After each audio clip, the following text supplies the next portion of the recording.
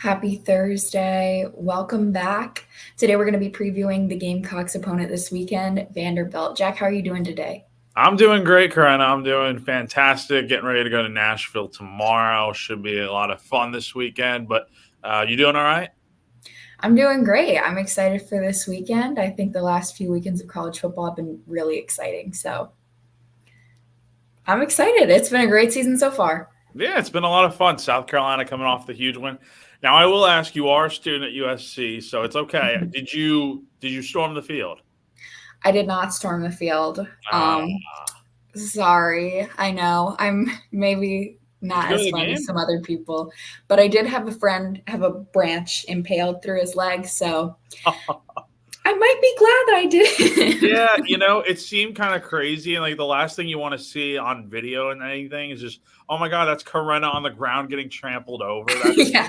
Yeah. So good on you then. That you seem like the smart one then. So, Had a uh, great time at the game, though. so It you was did very go. You fun. did go though. I did go. Oh, that's awesome. So Yeah. yeah, no, definitely an exciting win for Carolina, and now we'll see what happens. Hopefully, they can pull out another one here. Hmm. All right, let's start it off. So, two top tier defenses. We've been talking about South Carolina's defense for a while now. How do you think these defenses need to be responding to two dual threat quarterbacks? Yeah, so it's going to be a really interesting matchup throughout this game. But I think the big matchup that a lot of people are going to be talking about is Diego Pavia, the quarterback for Vanderbilt, going up against Lenore Sellers, obviously for South Carolina. And these are two guys that are similar in a lot of ways. You go back to when South Carolina was getting ready to play Alabama, we had talked about how, because Vanderbilt had beaten Alabama the week before, how South Carolina was kind of taking cues from what Vanderbilt did in that game and kind of trying to replicate it a little bit to find success. And a lot of that had to do with what Pavia did because he's such a good dual threat quarterback. And look, he's a tough guy to stop. He doesn't make a lot of mistakes. He's, Vanderbilt's leading rusher right now with 563 yards, and he's also a pretty good passing quarterback. So he's going to be tough to stop. I think the thing for South Carolina is they have to keep him from having big explosive plays on the ground. You have to keep him in check. Kind of do what you've been doing against guys like Marcel Reed and Jalen Milroe, where take away their ability to run, and I think you like their chances having to throw the ball. I think that is where South Carolina can win this game, especially on defense. Now, as for Sellers, look, Vanderbilt is they play very good complementary football. They're a pretty solid defensive team. It's been a big part of why they've been successful this season, and they're giving up just about 21 points a game. So I feel like the magic number in this game, probably somewhere in the mid 20s, the team with about that many points would probably come out on top. But Sellers, I mean, look, he's coming off probably his best statistical game of the year where he threw for about 250 yards and he ran for over 100. So the thing with Sellers was he broke 12 tackles, had a lot of guys whiffing on the defensive end, and he was just able to be really slippery out there in space when he was running the football. So you get anything similar to what you had last week against Texas A&M, you should feel pretty good about South Carolina's chances in the quarterback battle. Hmm. Definitely. I think that their run game's been great. Rocket Sanders has been looking really good. How do you think that he's going to fare against the Commodores?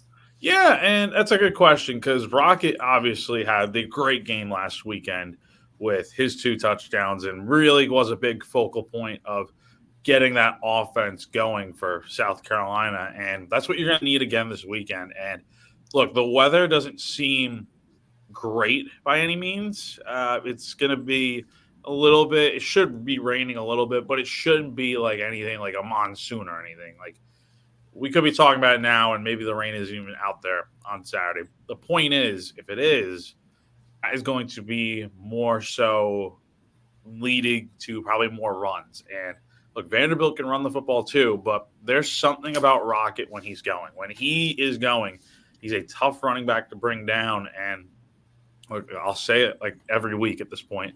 South Carolina is going to need him to be efficient in the run game to win this game. Vanderbilt does not give up a ton of yards on the ground. I mean, only 111.8 per game, but I do feel like Rocket is getting going. He's starting to catch a little bit of heat. Can he continue to do what he's been doing. And if he does, it doesn't have to be 100 yards, but if he's showing that, like, hey, he's tough to bring down still, and he's going and fighting for extra yards, it's going to make a big difference in this game. Mm-hmm. Do you think, as you said, the Vanderbilt defense, they're tending to keep all these games really close? How do you think they're going to manage to keep this game within reach for them? I think it's two things. Number one, and this is kind of more so like offense, but I'll make it make sense here in a second. They like to chew up a lot of clock and time of possession. Coaches don't really like to focus on that. But in a game like this, look at how Vanderbilt won the Alabama game. Obviously, Vanderbilt just outplayed the Crimson Tide. But a big part of it was that they really dominated the time of possession battle. Like, Alabama was not on the field for a lot of that game, and they still managed to score 35 points. But Vanderbilt put together long, sustainable drives. Now, how does that look for South Carolina? The Gamecocks also like to chew up some clock and put together big drives. They're not the type of team that's going to go down and score 2 plays. Like, obviously things can change, but from what we've seen, it's more so like play here, play there. It takes 10 plays to get a good touchdown drive going for South Carolina. So I think if you're the Commodores, you chew up a lot of clock, you feel pretty good about your chances, especially if you're putting together scoring drives. And I guess if you're South Carolina, you got to figure out a way to stop them. And the other thing is for Vanderbilt's defense, can you contain Sellers in this run game? If you contain the run game, it's pretty much the same thing for what South Carolina is to do with Pavia. We know Mazio Bennett's going to probably be back this weekend. We don't know what the extent of a consistent passing game looks like yet for South Carolina. Like, is Sellers going to be as accurate as he has been? If the run game is taken away, I feel like that really limits some of South Carolina's options. But again, if the run game is going and they're able to convert on third downs and stuff, you feel really good about South Carolina's chances to win this game probably. Somebody we've had our eyes on for the past couple weeks, Kyle Kennard. How do you think he's going to fare against Pavia? Yeah, and he's going to have to really look. If you want to stop Pavia and you want to force him not to run, just put guys like Dylan Stewart and Kyle Kennard in his face, because that's nightmare material right there. Now, look, Kyle has been phenomenal this season. He's been able to really blow by anyone that is in his face. But the thing is, like, how is Vanderbilt's offensive line going to match up? And I think that is the real big question in this game.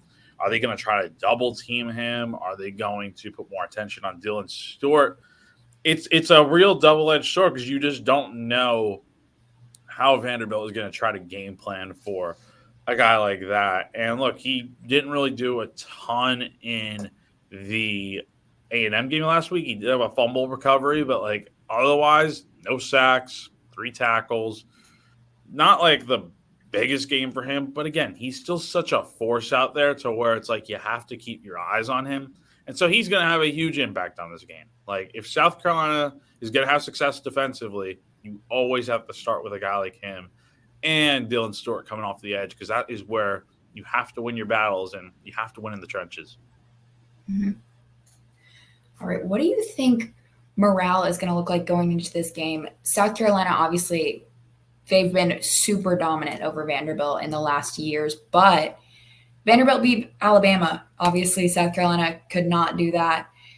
Vanderbilt's a little higher, but they're all Vanderbilt's good this year. Let's just put that out there. Like, Vanderbilt is a good football team. This is not your standard Vanderbilt 3-9 type of team. This is a team that already has clinched a bowl bid, and they're 6-3 on the year, 3-2 in SEC play. They've lost a game to Georgia State. They beat Ball State by 10 points. This is also the same team that beat Alabama when Alabama was number 1 in the country. And they also went down to the wire with Texas. They ended up losing that game by 3 points. But the Commodores are legit this year. They are a tough threat. And so I think morale and stuff, look, both teams are coming off wins. I'm more interested to see if South Carolina can kind of continue their little trend of winning that they're going on.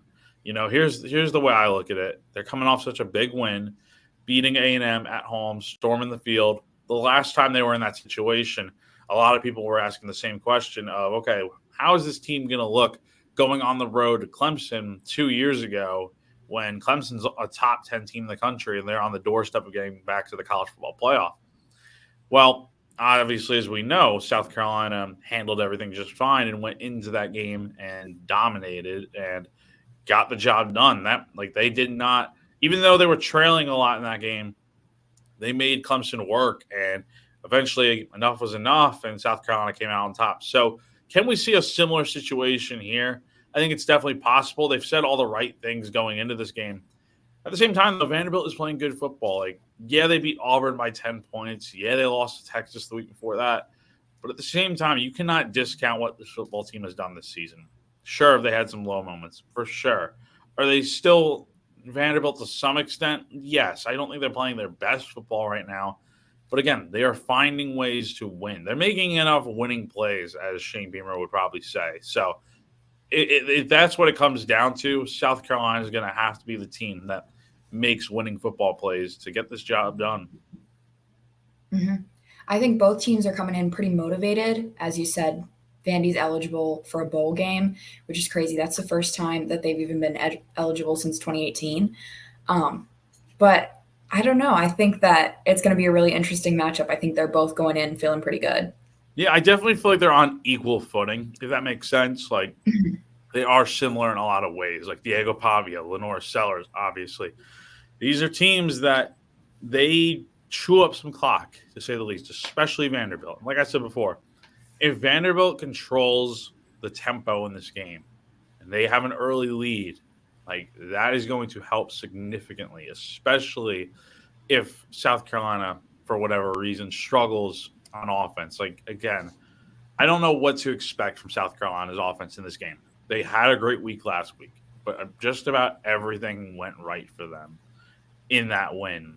Can it happen again? I think that is the question we're going to be asking as the game approaches on Saturday afternoon. Mm-hmm. All right, our favorite question to wrap up. What do you think the road to victory is going to look like in this game? Yeah, it's a great question and one we always like to talk about here. But I would say I'll give you 3 keys to the victory for South Carolina. Number 1, like I mentioned before, you got to stop Diego Pavia. You can't let him do what he wants. Dowell Loggins was talking about him earlier in the week, and when he was with the Browns, he coached Johnny Manziel, who obviously, as we all know, electric quarterback when he was at Texas A&M winning a Heisman Trophy in 2012. That's who this dude kind of reminds everyone of. He's a guy that is a Houdini out there. He's going to make plays, and you got to let him not dictate the game, right? If he's picking up third downs with these wild runs and stuff, might be a long day at the office. So you have to be able to slow him down. Number 2, kind of going along with that, you cannot be letting Vanderbilt convert on third downs. They are one of the best at third downs. You want to know how they beat Alabama? Look at their third down numbers. They went 12 of 18 in that game. You keep Vanderbilt from having these 3rd and 2, 3rd and 3 situations, because odds are you will convert most of the time in shorter yardage situations. But if it's 3rd and 10, you get those stops on 1st and 2nd down, and you force a 3rd and long situation, I think you feel really good about your chances right there. And number 3, it's kind of a simple one. You got to play complementary football to win this game. The defense, we know what they are at this point. Offense is starting to look a lot better, but can it sustain success from what it did last week? I think that's the number 1 thing. Run the football well. Throw it when you need to. Get a little bit more blocking and pass pro. I thought the offensive line did a better job last week, but that was in the run game, I think, specifically. Sellers had to break out of a lot of sacks, and that's not always a guarantee of what happened last week. So, in short, those would be my 3 keys. Anything you want to add about how you feel about this game and what the path to victory might look like for the Gamecocks? I mean, I think for either team, they have to be on their A game. They have to be playing their best brand of football because they're very similar teams. So I think whoever comes out on top, they just need to be playing their best brand of football. They need to be stopping those drives. And honestly, I think it's going to be a pretty low-scoring game. And I think if you give up too many points, then you're out. Yeah, I think if you let the other team get to 21 points, I don't think there's a way you can come back from that. So essentially what we thought was going to happen in the Oklahoma game, but now it's being fully realized. Okay, Here's Maybe the we're thing. wrong again. Yeah, maybe we are. Maybe we are, and South Carolina will just go out here and just dominate. But I think you're right. Like it does feel like a 24-21 type of game. What will the score be this game? I have no idea. But like I think you're probably right in the ballpark of you got to get around 20 points to win this game, and we'll see. It wouldn't shock me if they went out here and just dominated Vanderbilt. But again, they're a good team, so it's going to be a really fun matchup on Saturday. All right, y'all. Thanks for joining us this week. South Carolina plays Vanderbilt at 4:15 on the SEC Network. We'll have coverage all weekend, and Jack, you're going to be there. I will. Heading down to Nashville tomorrow. Like I said, should be a lot of fun. I've never been out to Vanderbilt before. I've been to Nashville many a times now for work, but this will be a lot of fun. We'll have coverage for you all weekend on GamecockCentral.com. So if you're not already, go ahead and subscribe to GC. Also, go ahead and subscribe to our YouTube channel. Give this video a thumbs up if you enjoyed what we had to say today. But yeah, definitely should be a lot of fun this weekend out there in Nashville. Yep. Thanks for joining us this week. I'm Karenna Porter. I'm Jack Veltri. And enjoy College Football Week 11, everybody.